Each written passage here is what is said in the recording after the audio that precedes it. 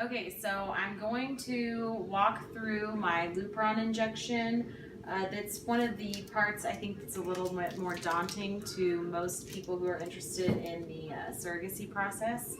Um, I have never given myself a shot before this whole thing, and it's honestly not as bad as you might think it would be. So I brought all my supplies.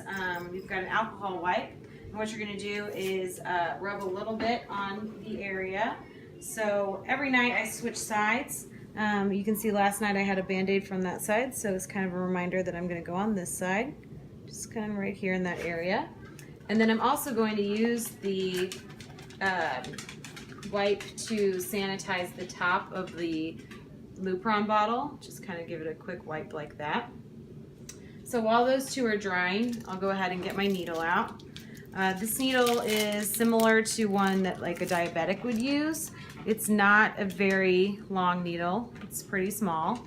One of the tricks that the nurse taught me was to pull a little air up into it first and then put that into the bottle, and that helps to depressurize it, and it helps to get the liquid in there a little bit better.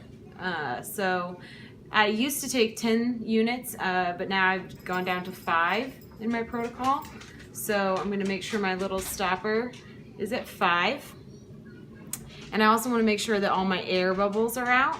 So to do that, you can just visually check it. And if you see one in there, give it a little tap, kind of like the movies. And just make sure that you've got a little bead coming out of the tip. So hopefully that would signal that there's not a whole lot of air left in there.